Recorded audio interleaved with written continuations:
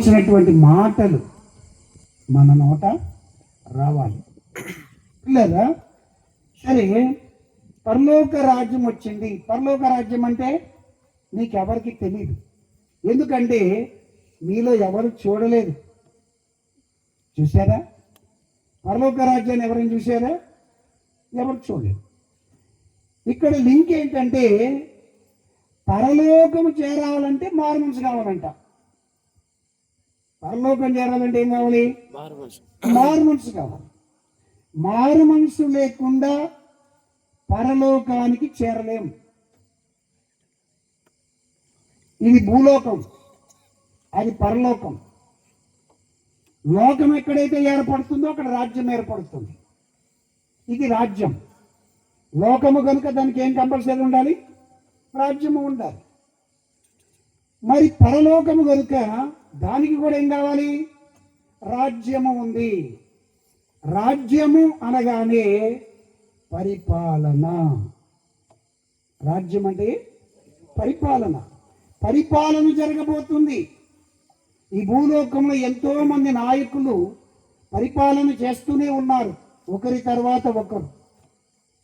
కానీ పరలోకములో కూడా ఒక రాజ్యం ఉంది, అక్కడ కూడా పరిపాలన ఉంది.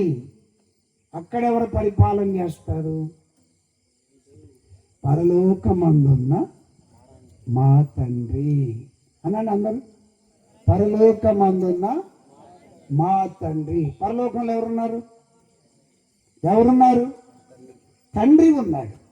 ఎవరున్నారు చెప్పండి? పరలోకంలో ఏముంది? మీరు చూడలేదు, నేను చూడలేదు. కానీ దైవ దర్శనం, పరిశుద్ధమైన లేఖనాలు మనకి స్పష్టంగా చెప్తున్నాయి. బైబిల్ మనకి స్పష్టంగా చెప్తుంది. పిల్లరా, పరలోకము ఉంది, దానికి ఒక తండ్రి ఉన్నాడు, ఆయన పరిపాలన చేస్తున్నాడు.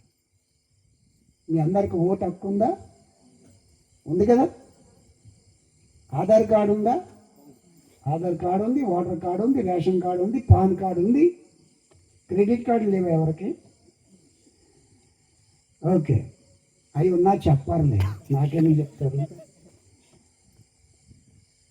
మరి మనకి పరలోకంలో కూడా ఏముందంట? ఓటు హక్కు ఉందండి. పిలుపులకు రాసిన పత్రికలు ఉంది, మన పౌర స్థితి పరలోకమందు ఉన్నది. ఓటు హక్కు ఉంది మనకి. పరలోకంలో తండ్రి ఉన్నాడు, పరిపాలన చేస్తున్నాడు. పరలోకంలో మనకి పౌరస్థితి ఉన్నది అంటే అది మనకేంటి? మన పౌరులం. దేనికి పౌరులం? పరలోకానికి పౌరులమై ఉన్నాం మనం. ఆమేన్. పరలోకంలో ఇంకేమున్నాయి? దూత సైన్య సమూహము ఉన్నది. కాబట్టి చాలామంది ఏం చెప్తారంటే, మా సండే స్కూల్ ఏం చెప్పారంటే, పరలోకం అంటే బంగారు వీధులు అని మా సండే స్కూల్ టీచర్ చిన్నప్పుడు చెప్పింది మాకు. కాబట్టి పిల్లరా, పరలోకము అంటే ఇప్పుడు మీకు అందరికీ ఒక ఐడియా వచ్చేసింది కదా. అది కూడా రాజ్యమే. అక్కడ కూడా ప్రభుత్వం ఉంది, అక్కడ కూడా పరిపాలన ఉంది, అక్కడ కూడా మనకి పౌరస్థితి ఉన్నది, అక్కడ కూడా దూతలు ఉన్నాయి, పరలోక సైన్య సమూహము. పిల్లరా, ఇది పరలోకం. ఈ పరలోకములో పరిశుద్ధులు మాత్రమే ఉంటారు. పరలోకంలో ఎవరుంటారు? పరిశుద్ధులే ఉంటారు. ఈరోజు మీకు ఏదైనా అంశం చెప్పాలి అంటే పరలోకములో పరిశుద్ధులు. అదే విషయం మీతో మాట్లాడదాం అనుకున్నా. ప్రభు నాకు అదే ప్రేరేపించాడు, కానీ సమయం లేదు. Praise the lord. కాబట్టి మనం లేటుగా ప్రారంభించాం కనుక మరి దేవుడు నాకు ఇచ్చిన సమయంలో మీకు చెప్పేయాలి. పిల్లరా, పరలోకములో పరిశుద్ధులు. మారు మనసు పొందిన వారు ఏమవుతారు? ఇక్కడ ఏమవుతున్నారు? పరిశుద్ధులు అవుతారు. ఏమవుతారు చెప్పండి? మారు మనసు ఎవరైతే పొందుతారో వారు పరిశుద్ధులుగా మార్చబడతారు. ఆ పరిశుద్ధులే ఆ పరలోక రాజ్యములో నివాసము చేస్తారు, ప్రవేశిస్తారు. ఇంతకీ మారు మనసు అంటే ఏంటి పిల్లరా? మారు మనసు అంటే ఏంటి? మత్తయి సువార్త 3వ అధ్యాయం మీరు చదువుకుంటూ వెళ్తే అక్కడ మారు మనసు పొందండి అని చెప్పాడు. పరలోక రాజ్యం వస్తుంది, ఏం పొందాలి? మారు మనసు పొందాలి. మారు మనస్సు అనగా ఏమిటి? మారు మనసు అనగా ఏమిటి? మీరు అందరికీ ఉంటారా? వచ్చేస్తారా పరలోకానికి? ఎవరైనా ఉంటారా? ఎవ్వరూ ఉంటారు. ఏమి తీసుకెళ్ళారు, ఏమి కూడా తీసుకెళ్ళారు. మా నాయనం చచ్చిపోయింది, ఎప్పుడో చచ్చిపోయింది. ఆ ఇంటి దగ్గర ఈ ఈ కమ్మలు, ఈ మెడలో ఉన్న బంగారం అంతా తీసేసేది, ఇంటికాడ తీసేసేది స్నానం చేపించినప్పుడు. సమాధి దగ్గర తీసుకెళ్ళారు. సమాధి దగ్గర తీసుకెళ్ళిన తర్వాత ఆమెకు మూత వేయబోతుంటే ఒకడు అన్నాడు, అరే ఈమెకి ముక్కు పుడక తీయలేదురా అన్నాడు ఒకడు. ఏమన్నాడు? మీరేమంటారు? ముక్కు పుడక తీయలేదురా అన్నాడు. పోనీలేరా ముక్కు పుడక చిన్నదే కదా అని అనలేదు ఒకడు. వాడ ముక్కు పుడకని పట్టుకుని గుంజుతున్నాడు. వాడు అది వచ్చేదాకా గుంజిండాడు, గుంజేసిన ఆఖరికి. అంటే నీవు ముక్కు పుడక కూడా పట్టుకపోవు. ఎక్కడి నుంచి? ఇక్కడి నుంచి. నీకు ముక్కు పుడక కూడా తీసుకుపోయే హక్కు లేదు. ఇంకేం చేస్తా చెప్పు? ఏం తీసుకుపోతావు పిల్లరా? కాబట్టి నిలవరమైన పట్టణము ఇది కాదు. ఇది తాత్కాలికమైన నివాసము, నిత్యమైన నివాసము పరలోకమందు మనకి ఉన్నది. సరే, ఇప్పుడు మనం నేర్చుకోవాల్సిన విషయం ఏంటంటే మారు మనస్సు. ఏం చెప్పండి? మారు మనస్సు అనగా ఏంటంటే పాపములను ఒప్పుకోవడం. పాపములను ఒప్పుకోవడమే మారు మనస్సు. పాపము చెయ్యని వాడే పరిశుద్ధుడు. ఆ పరిశుద్ధుడే పరలోకంలో ఉంటాడు. పాపములను ఒప్పుకోవాలి. నువ్వు మారు. ఈ మధ్య ఒక ఆవిడ నాతో ఏమందంటే, నువ్వు చాలా మారిపోయావు అన్నా అంది ఒక ఆవిడ. మీరు మారిపోయారన్నా అన్నది. నేను ఒకసారి అద్దం దగ్గరికి వెళ్ళాను. నేనేం మారాను? నా ముఖం ఏమన్నా మారిందా? ఏమండి, ఒకసారి నిలువుట అద్దం దగ్గరికి వెళ్ళి నిలబడ్డా, పెద్ద అద్దం దగ్గరికి. నా బాడీ ఏదైనా మారిందా? నా ముఖము మారలేదు, నా బాడీ మారలేదు. ఎట్లున్నా అట్లనే ఉన్నా, కానీ నా మనసు మారిపోయిందంట. మరి ఎట్లా మారిందో నాకే తెలియదు. పిల్లరా, మనస్సు మారాలి. ఏం పొందాలి? మారు మనసు పొందాలి. పిల్లరా, మారు మనసు అనగా పాపాలు ఒప్పుకోవడమే మారు మనసు. మరి మనం పాపులమా?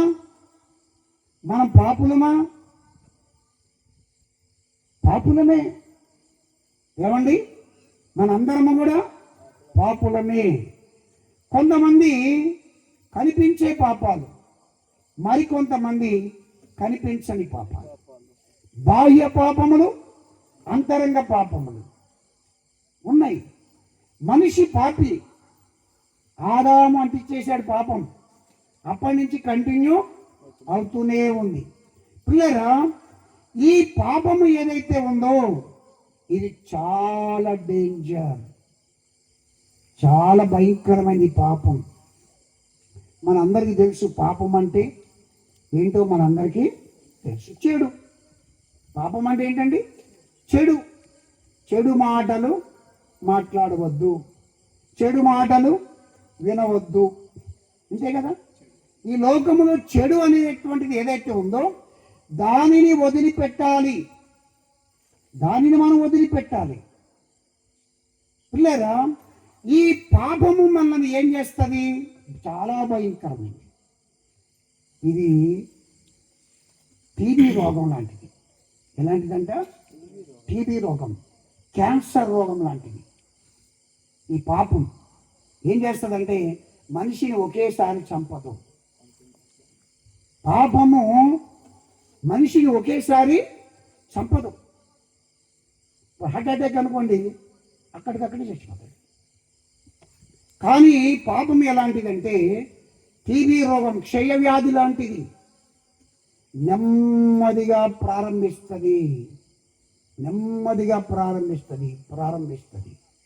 క్యాన్సర్ కూడా అంతే, నెమ్మదిగా స్టార్ట్ అవుతుంది. రోజులు సంవత్సరాలు గడుస్తున్న కొలది మనిషిని బలహీనం చేసి, మనిషి యొక్క బలాన్ని పీల్చేసి, మనిషిని అస్థి పంజరములాగా చేసి ఆఖరికి మరణానికి అప్పగించేస్తుంది. అంత భయంకరమైంది. నీకు తెలియదు, నీవు భ్రమలో ఉంటావు, పాపపు భ్రమలో ఉంటావు, పాపపు సంతోషంలో ఉంటావు. చాలా బాగుంటుంది తాగినప్పుడు చాలా బాగుంటుంది. బీడీ తాగకపోతే దున్నపోతే పోతాడంట. ఏమండి, బీడీ తాగాలి మగోడు చెప్తారు. తాగి హాస్పిటల్ బెడ్ మీద పండుకో, నీ వల్ల నీ ఖరాబ్ అయిపోయి తీసుకుపోండి అంటాడు. పిల్లగా చెడు అలవాట్లు, చెడు వ్యసనాలు, అంతరంగపు పాపాలు మనిషిలో ఉన్నాయి. వాటిని నీవు వదిలిపెట్టడమే, ఒప్పుకోవడమే ఏమంటారు దాన్ని? మారు మనస్సు అంటారు. ప్రైజ్ ది లార్డ్, హల్లెలూయా. ఒక ఆయనకి ఏం చేసిందంటే ఒక పేపర్ ఇచ్చిందంట. ఒక ఆయన, వినండి, ఒక పేపర్ ఇచ్చాడంట. అది మొత్తం చింపేసి ఇచ్చిందంట పేపర్. ఏంటి ఆ పేపర్ అంటే, ఈ పేపర్లో ప్రపంచ పటం ఉన్నది. వరల్డ్ మ్యాప్ ఉంది, ప్రపంచ పటం ఉంది. దాన్ని నీవు కరెక్ట్గా పెట్టురా అన్నాడంట. ఏమన్నాడు? ఈ ప్రపంచ పటాన్ని నీవు కరెక్ట్గా అతికించురా అన్నాడంట ఒకడు. ప్రపంచ పటం ఏంటి? ఇండియా మ్యాపే తెలియదు మనకి. ప్రపంచ మ్యాప్ సంగతి దేవుడేరు, కానీ ఇండియా మ్యాపే తెలుసా? ఏ రాష్ట్రం ఎక్కడ ఉంటుందో తెలుసా ఇండియా మ్యాప్లో?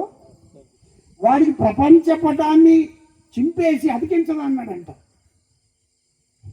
వాడు ఒక్కొక్క మొక్క ఇట్లా పెట్టి చూసిందంట. వానికి ఏం అర్థమవుతుంది. ఇండియా మ్యాప్ మీకు తెలిసి ఎట్లుంటుందో? నాకు కూడా జరజర తెలిసినాయి. వరల్డ్ మ్యాప్ ఎట్లుంటుంది? ప్రపంచ పటము ఎట్లుంటుందండి? అది మనకి తెలీదు. వీడు ముందు పెట్టుకుని ఆలోచన చేస్తుందంట, ఏం చేయాలి, ఎట్లా అతికించాలి, ఇది ఎట్లా అతికించాలి అనుకునే ఆలోచన చేస్తుందంట. వాడు ఆలోచన చేస్తుండగా గాలి వచ్చి ఒక 2-3 ముక్కలు ఇట్లా మరలా పడ్డాయంట. మరల పడితే ఏం కనిపించిందంటే, ఒక ముక్క మీద సగం ముఖం కనిపించిందంట. ఇంకొక ముక్క మీద చెయ్యి కనిపించిందంట, ఇంత చెయ్యి. వీడు ఏం చేసిందంటే, ఐడియా వచ్చింది దానికి. వెంటనే ఆ ముక్కలన్నీ తిప్పిండు. ముక్కలన్నీ తిప్పితే ఏముంది అక్కడ? మానవుని యొక్క శరీరపు బొమ్మ ఉందంట. అక్కడ మానవుని యొక్క బాడీ అక్కడ ఉందంట. వీడు ఏం చేసిండంటే, ముక్కలన్నీ తిరిగేస్తే అక్కడ ఒక ముక్క, ఇక్కడ ఒక ముక్క, అంత బాడీ శరీరం ఉందన్నమాట. మనిషి యొక్క శరీరము ఆ బొమ్మ ఉంది. వీడు ఏం చేసిందంటే, ముక్కలన్నీ తిప్పి మనిషి శరీరం వీడికి తెలుసు, కానీ ప్రపంచపటం తెలియదు. కాబట్టి మనిషి శరీరాన్ని అతికించడం మొదలుపెట్టాడు. ఎక్కడ చెయ్యి ఉంటుందో, ఎక్కడ తలకాయ ఉంటుందో, ఎక్కడ కళ్ళు ఉంటాయో, ఎక్కడ కాళ్ళు ఉంటాయో, ఈ ప్రపంచపటం మర్చిపోయినాడు. ఏం చేస్తున్నాడు ఇప్పుడు? మనిషి బొమ్మను ఎట్లా ఉందో అట్లా పెట్టేసిండు అంతే. ఇక్కడ సెట్ చేస్తుంటే అవతల సైడ్ ప్రపంచపటం సెట్ అయిపోయింది. చెప్పండి. మనిషి మారితే ప్రపంచమే మారుతుంది. మనిషి సెట్ కావాలి. ప్రపంచం అంటే ఏమండి? మనమే కదా. మనం మారితే ప్రపంచం మారుతుంది. కనుక మొదట మనం సెట్ అవ్వాలి, మన మనస్సు మారాలి, మన దేశం బాగుంటుంది, మన ఊరు బాగుంటుంది, మన పల్లె బాగుంటుంది. పిల్లరా, మనమే మారకపోతే మన గ్రామానికి చెడ్డ పేరు కాదా? మనమే మారకపోతే మన ఊరికి చెడ్డ పేరు కాదా? లేదా? ఒరే, అది తాగుబోతుల ఊర్రా, అది ఒరే ఇది మర్డర్ చేసే ఊర్రా ఇది అని కొన్ని గ్రామాల గురించి నేను విన్నాను. పిల్లరా, మనిషి మారు మనసు పొందడానికే యేసుక్రీస్తు వారు ఈ భూలోకానికి వచ్చి మనిషికి మార్పునిచ్చాడు. అది ఉపయోగించుకోవడం లేదు. మంచి మార్గాన్ని చూపించాడు, సన్మార్గాన్నే చూపించాడు. పిల్లరా, కానీ మనిషి తాను ఒక భ్రమలో ఉండిపోయాడు, ఒక మొండితనంతో ఉన్నాడు, ఒక గర్వంతో ఉన్నాడు, ఒక మూర్ఖంగా జీవిస్తున్నాడు. మనిషి నాకు అన్నీ తెలుసు అనుకుంటున్నాడు, నాకు అన్నీ తెలుసు అనుకుంటున్నాడు, కానీ ఏం తెలియదు. పిల్లరా, తెలిసినట్టుగా నటిస్తున్నాడు మానవుడు, కానీ వాస్తవాలు అతనికి తెలియడం లేదు. పిల్లరా, మారండి, మారు మనసు పొందండి, చెడు అలవాట్లు విడిచిపెట్టండి, వ్యభిచారాన్ని విడిచిపెట్టండి, జారత్వాన్ని విడిచిపెట్టండి. పిల్లరా, చెడు మాటలు విడిచిపెట్టండి. ఇది వదిలిపెట్టి ఒప్పుకో, నువ్వు పరలోకం వెళ్తావు. నువ్వు పరిశుద్ధుడివి, నేను పరిశుద్ధంగా దేవుడు మారుస్తాడు. ఏ రోజుకైనా పరలోక రాజ్యానికి మనం వెళ్ళాల్సిందే, ఇప్పుడైనా వెళ్ళాల్సిందే. యాప చెట్టు చూడండి, ఇక్కడ యాప చెట్టు ఉంది.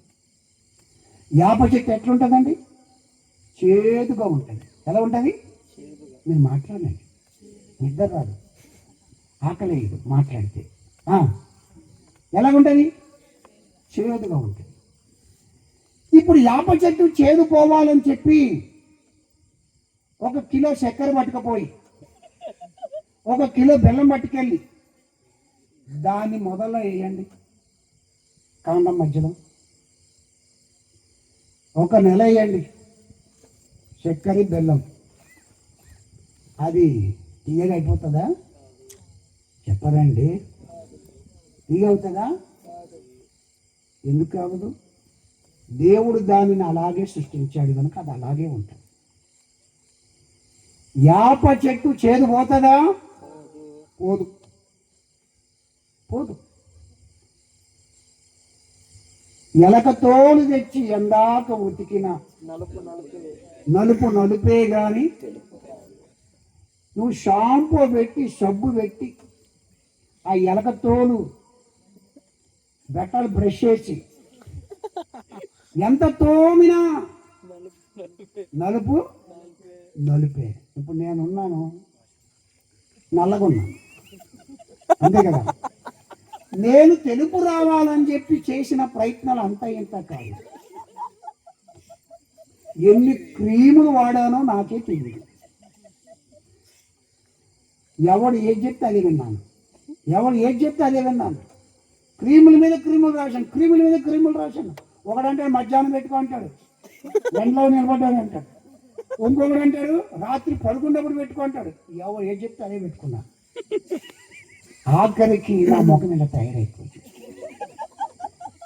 ఇంకా నల్లగైపోయాను నేను, ఇంకా నల్లగైపోయాను. ఆఖరికి నేను ఏమనుకున్నానంటే, దేవుడు నన్ను ఇలాగే సృష్టించాడు కదా, నల్లగానే ఉంటాను, ఏ క్రీములు నేను వాడను. పిల్లరా, నువ్వు ఎలకతోలు మార్చగలవా? యాప చెట్టు చేదు తీయగలవా? చిరుత పులి యొక్క మచ్చను నీవు మార్చగలవా? దేవుడు వాటిని అలాగే సృష్టించాడు, అవి అలాగే ఉంటాయి, అవి మారవు. కానీ దేవుడు నిన్ను అలా చేయలేదు కదా. దేవుడు నిన్ను అలా చేశాడా? చేయలేదు. దేవుడు నిన్ను అలా చేయలేదు. నువ్వు మారేవు. భూలోకానికి వచ్చాక మనుషుల మాటలు విన్నావు, సాతాను మాటలు విన్నావు, నీవు మారావు. ప్రసంగిలు అంటాడు, నేను మనుష్యులను యథార్థవంతులుగా సృష్టించాను. యథార్థవంతులమండి మనము.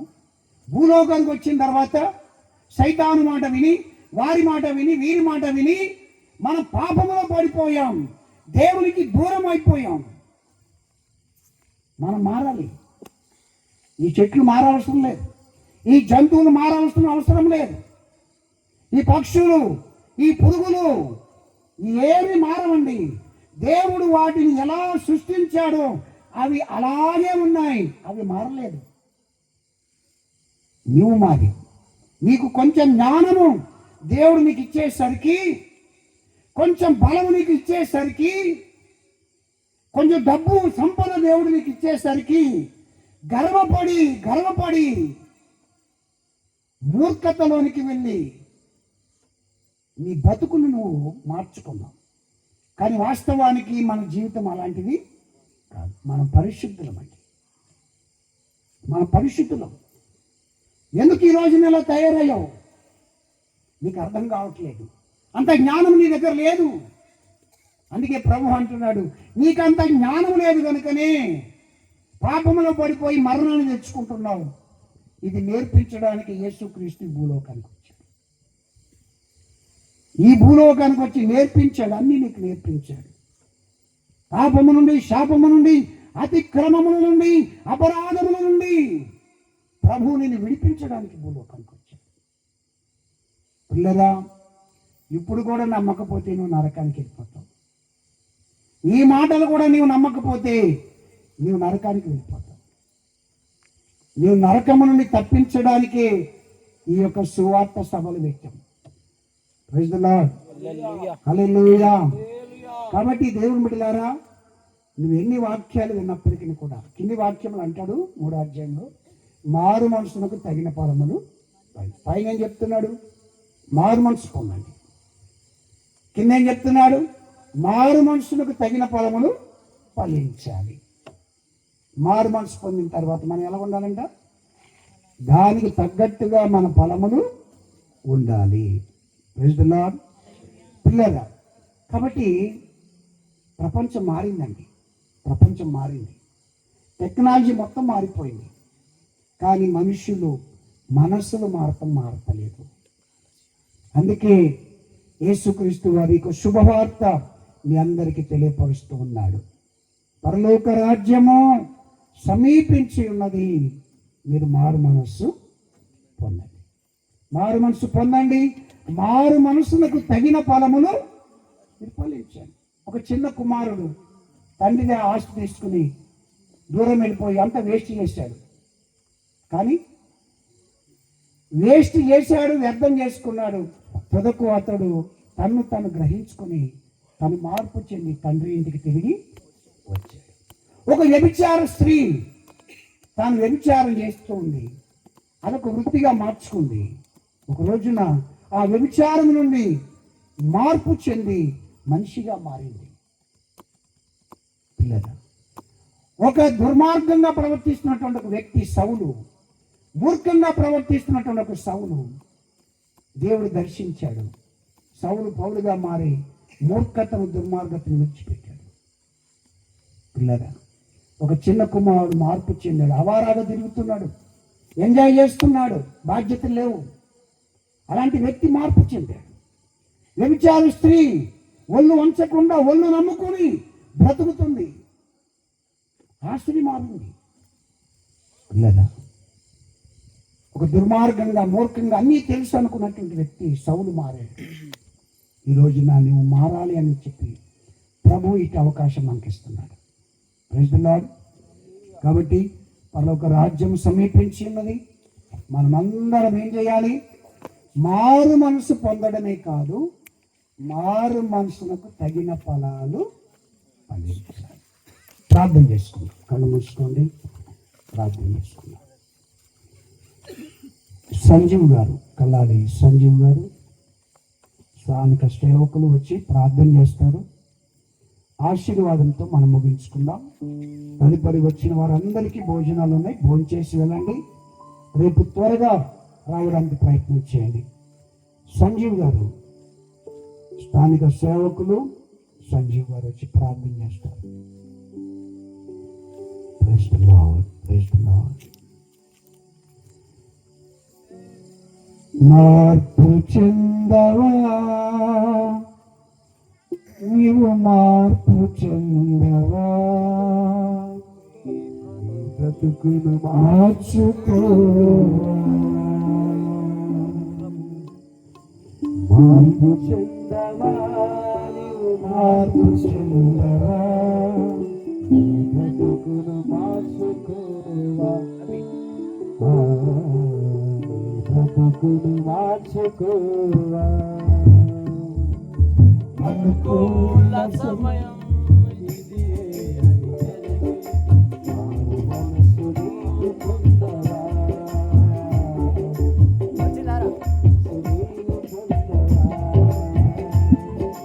అనుకూల సమయం ఇదియే అని తెలిసి మారు మనసు నీవు పొందవా,